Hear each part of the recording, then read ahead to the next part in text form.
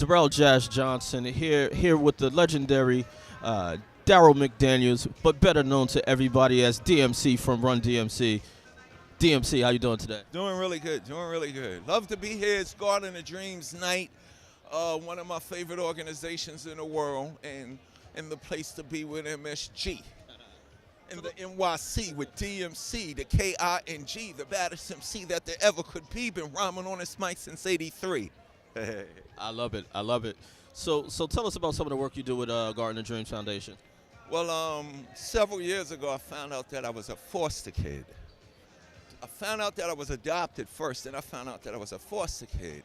And then all this Run-D.M.C. stuff started making sense. Like, you know, me being a king of rock, that was just a setup of what I was really put here to do. To let these kids know, regardless of your situation, it doesn't matter what you're going through in life, homelessness, foster care, your father's in jail, or you live in a one-parent home, you know, you're dealing with sickness, you're dealing with poverty, you're dealing with lack of resources, your situation doesn't define who you are. Here at the Garden of Dreams, we start with a garden, but we create a forest of opportunity. Regardless of these kids' situations, we gotta look and see what these kids wanna be, what talents they have, and we gotta start at a young age to nurture that. We can't wait till they're 18 and 19 years old, you know, if they age out the system, if they're in and out of group homes and jail. We gotta look at these kids at 9, 10, and 11 and start nurturing and developing those talents. So that's what we do here at the Garden of Dreams. Regardless of their social, physical, emotional, mental status, we provide the resources, the facilities, the recreation, education, and occupation so that we could develop them into productive individuals. You know, those kids are the next me and yous, the next great journalists, not just athletes and rappers. That's why I tell the kids, you don't have to just be an athlete and rapper. You could be a doctor, a lawyer, a scientist, journalist, director, designer, and the kids is like, wow, I never knew I was capable of being those things.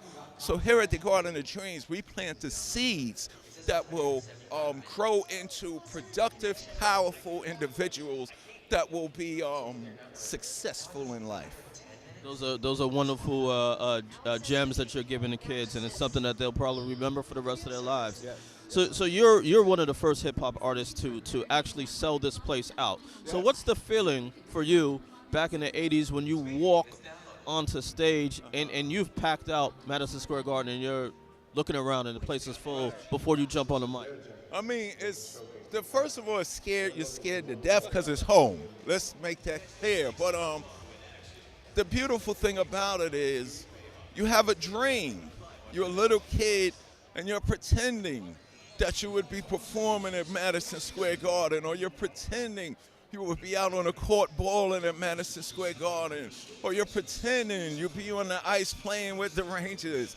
For those dreams to come true, you know, it makes you stop and say to yourself, wow, I've made it, but at the same time, it creates a sense of responsibility. Like, I wasn't just put here for me, because it doesn't end with me, it begins with me.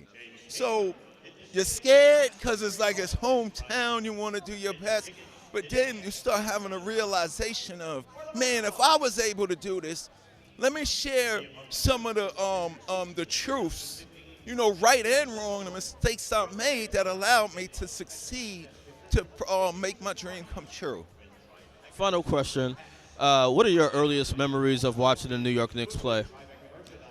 My mother, rest in peace, a big Knicks fan, when the day that they won the title and Willis Reed came back out.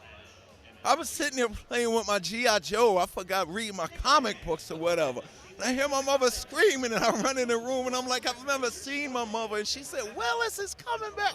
I will never forget that for as long as I live. That's like a lifetime memory. All right, thanks a lot. I appreciate your time. Thank you. Pleasure. Thank you.